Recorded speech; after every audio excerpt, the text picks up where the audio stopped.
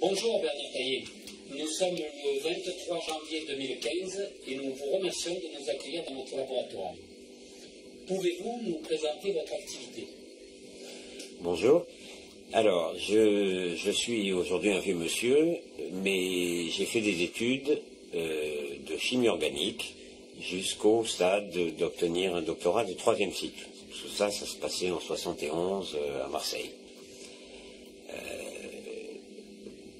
Des années plus tard, après avoir travaillé dans le domaine de l'industrie, de l'instrumentation de chimie analytique, en particulier aux États-Unis pendant plusieurs années, l'idée m'est venue de monter un laboratoire basé sur la spectrométrie de masse.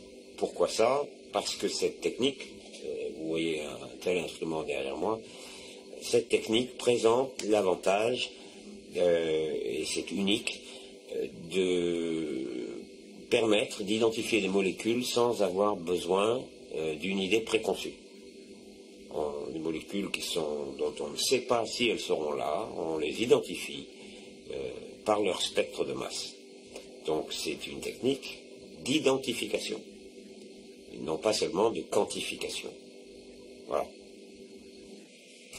À 2 reprises, vous avez analysé des filaments tombés du ciel. Pouvez-vous nous en dire plus? Bien sûr. Un exemple de filaments qui me sont parvenus le 12 novembre 2012 de la part d'une dame qui s'appelle Madame Dumas, qui venait d'assister donc à une chute très importante de ces filaments dont je vous avoue que je n'avais jamais entendu parler. Comme je ne sors pas de mon trou, les filaments ne rentrent pas ici et j'ai pas souvent l'occasion de me promener la tête en l'air, donc voilà. Mais par contre, il y a des milliers de gens qui ont observé ça, j'ai découvert ça, et qui se posent évidemment la question de savoir qu'est-ce que c'est. Est-ce que ce sont des araignées, des cacas d'oiseaux ou autre chose? Voilà, donc j'ai été confronté à ce problème, ça m'a pris un bout de temps pour savoir comment introduire un morceau de filament dans cette machine, puis j'y suis parvenu. Après coup, je me suis rendu compte que j'étais pas le premier, il y a un laboratoire italien qui s'est posé les mêmes questions et qui a trouvé les mêmes réponses que moi. Bref, oui, on arrive tous à la conclusion que ça n'est pas naturel, et que la main de l'homme est passée par là. Alors, ça tombe du ciel, c'est pas naturel, et les questions se posent donc. Voilà, alors j'apporte un certain nombre de réponses, mes analyses ont permis d'apporter quelques réponses sur la composition et sur la dangerosité éventuelle de ces filaments, mais il faudrait que les laboratoires scientifiques dont c'est la fonction effectuent les recherches requises pour savoir d'où proviennent ces filaments. Est-ce que c'est une pollution induite par le simple trafic aérien, ou est-ce que c'est autre chose? Expliquez-nous déjà les conséquences des produits analysés sur notre santé. Alors, j'ai trouvé un très grand nombre de molécules que je ne suis pas parvenu à identifier toutes, mais par contre, un certain nombre de molécules ont été identifiées par comparaison avec une spectrothèque dont je dispose, et qui me permettent d'affirmer que les phtalates, par exemple, qui sont présents dans tous ces échantillons, et surtout les échantillons que j'ai pu analyser depuis 2012, donc, les phtalates sont très connus, parce que très utilisés dans l'industrie des plastiques en particulier, sont très connus pour être des perturbateurs endocriniens. Perturbateurs endocriniens, ça veut dire que quand ils pénètrent dans les organismes vivants, ils dérèglent le fonctionnement des glandes qui régissent notre équilibre, l'équilibre qui fait qu'on ne devient pas obèse, ou l'équilibre les équilibres, les merveilleux équilibres qui régissent le corps humain. Et voilà, donc la seule présence de phtalates dans perturbateur endocrinien n'est plus à démontrer maintenant. Il est admis. La présence de phtalate dans ces filaments, en proportion importante, est alarmante, puisque ces filaments tombent sur le sol, que ainsi ils rentrent inévitablement dans la chaîne alimentaire, et qu'au bout, en haut de la chaîne alimentaire, il y a l'homme. Sans parler des vaches qui sont un peu plus bas, etc. Donc, ces filaments finissent sous une forme ou sous une autre dans notre organisme. Et comme on les observe sur le monde entier aujourd'hui, qu'il y a eu des dizaines de milliers de témoins, et que c'est seulement aujourd'hui, ou seulement depuis que ces deux laboratoires, donc l'italien et moi, qu'on est capable de dire que c'est alarmant, il faut que les autorités, entre guillemets, s'en préoccupent. Ça n'est plus l'affaire d'un petit laboratoire d'investigation, c'est l'affaire de laboratoires de recherche fondamentale qui nous renseignent sur l'innocuité et surtout l'origine de ces échantillons, de ces filaments. Le ministère de la Défense a répondu au maire de Saint-Martin-de-Crau que les carburants d'avions militaires ne contiennent pas de phtalate. Qu'en pensez-vous? Et je me souviens que le rapporteur de la commission d'enquête sur le naufrage de l'Erika s'appelait Jean-Yves Le Drian. Jean-Yves Le Drian était à l'époque maire de Lorient et président du conseil général du Morbihan, je crois. Enfin, peu importe. Il est devenu ministre de la Défense. Donc là, ce sont donc les propos de Jean-Yves Le Drian, et je retrouve le même langage. Il circulait, il n'y a rien à voir. Donc, c'est pas le genre de réponse qu'on attend d'autorité. Alors, c'est pas le rôle du ministère de la Défense de veiller à la santé, de surveiller la santé des citoyens français, mais les autorités doivent apporter une autre réponse que celle de dire c'est pas nous. Il n'empêche que les filaments tombent, qu'on les analyse et qu'on trouve des phtalates dedans. Ils tombent du ciel.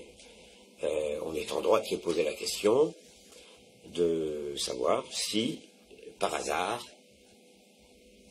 ça ne serait pas des avions. C'est pas complètement idiot. Alors, manifestement, mon rapport n'a pas été lu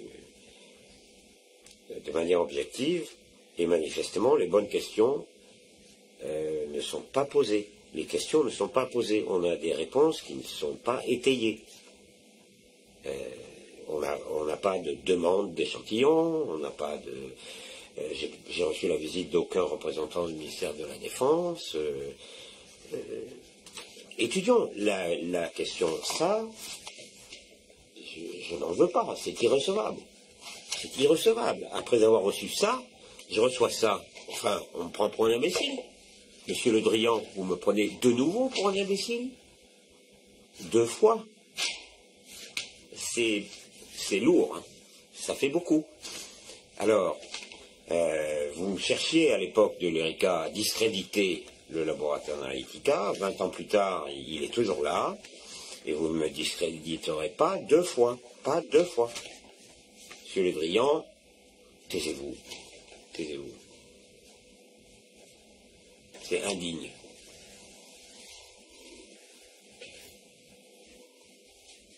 Vous avez visionné le film de l'équipe italienne de Rosario Marciano, Guerre secrète. Qu'en pensez-vous? Alors, en dépit des affirmations de Le Drian, je ne suis pas un charlatan. Peut-être que ce film le montre. Je suis un scientifique. Le traitement de la chute de ces filaments aéroportés dans le film, c'est un sujet sur lequel je n'ai pas à émettre d'opinion, je n'ai pas de compétences particulières pour porter un jugement sur ce que ce film évoque par ailleurs.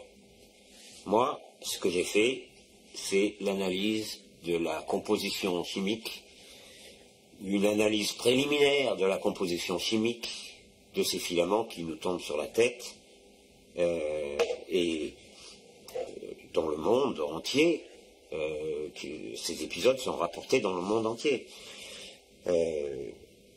C'est pas anodin pour la santé des gens qui sont sur Terre, c'est peut-être gênant pour la communication des ministères, mais c'est aussi gênant pour la santé des gens, des vaches qui broutent, des gens qui boivent le lait des vaches, enfin bref, il faut que l'on sache d'où viennent ces phtalates, qu'on fasse cesser ces déversements et qu'on en comprenne donc l'origine.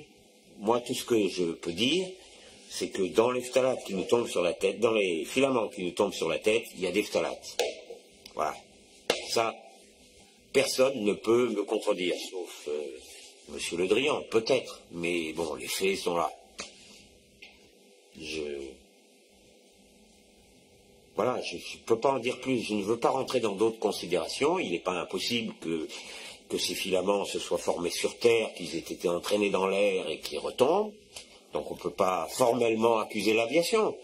Mais bon, quand même, il faut savoir que les avions, ce sont de véritables usines, qu'ils contiennent des lubrifiants, des carburants, tout un tas de produits chimiques extrêmement complexes, pas du tout anodins sur le plan de la santé publique, et que la réponse du ministère de la Défense m'importe peu, finalement, que Le Drian continue sur sa lancée, mais ce n'est pas au ministère de la Défense de se prononcer, c'est au ministère de l'environnement.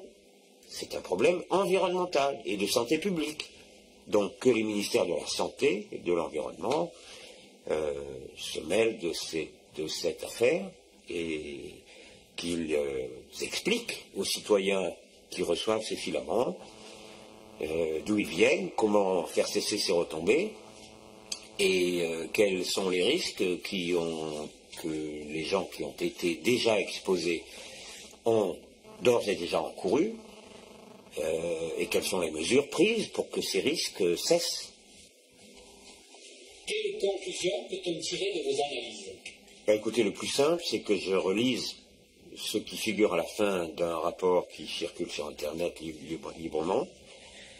Les connaissances préliminaires et partielles que le laboratoire Analytica est parvenu à obtenir sur la composition de ces filaments aéroportés sont alarmantes, puisqu'il est maintenant démontré qu'ils transportent des perturbateurs endocriniens, ces fameux phtalates, et que ces retombées sont inévitablement susceptibles d'affecter la surface entière du globe terrestre et d'affecter la chaîne alimentaire. Voilà, rien à ajouter. Je vous remercie beaucoup, M. Taillé, de nous avoir accordé cette interview. Merci à vous. Au plaisir.